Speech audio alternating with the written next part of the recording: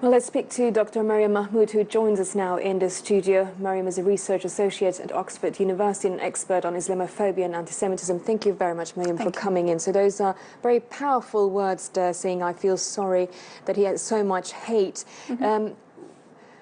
How do you judge everything and how this event's unfolded and where we come with white supremacy? Indeed, this is perhaps one of the worst attacks on Muslim congregations who are praying, especially in a house of worship, a place of peace.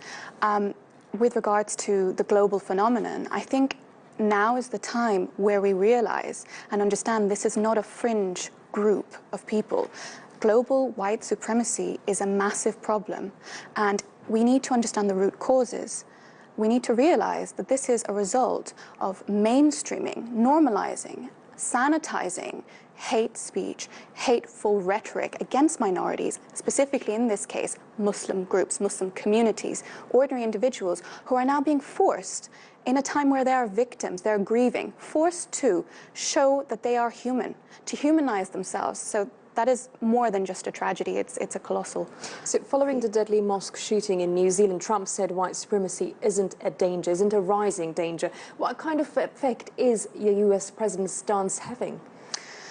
Now, this is someone who has a long history of repeatedly stigmatizing Muslims, specifically Muslim minorities within his country and, as fact, globally.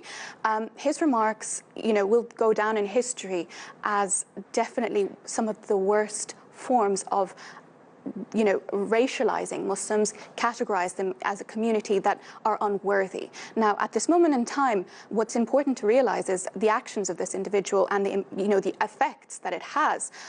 First and foremost, he's not set foot in a mosque on US soil. So that says a lot about what he thinks about the Muslim community. These utterances are what causes and spurs on people to feel emboldened and brave in carrying out and conducting hateful actions and violent atrocities. So, they're treading a very fine line by not just disregarding Islamophobia, but completely diminishing the existence of Muslims. So it's a very grave issue, and I think time will tell.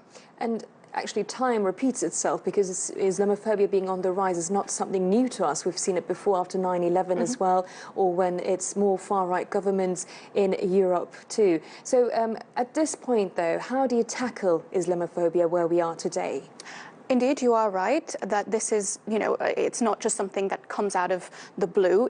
Prejudice has a long trajectory, especially within, worldwide, as a worldwide phenomenon. I document this in my research by contrasting anti-Semitism in Weimar-era Germany, whereby Jews were scapegoated, and the heightened feelings of hostility and vilification of Jewish communities. Now, your question regarding how to challenge it, in many ways, on different platforms, we can have governments actively coming out and, even just speaking about it, about Islamophobia as a terrible act of violence.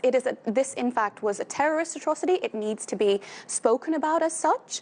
Other ways of challenging this is not normalizing fascist, anti-minority and xenophobic views, anti-Muslim, anti-Jewish in all sorts of ways.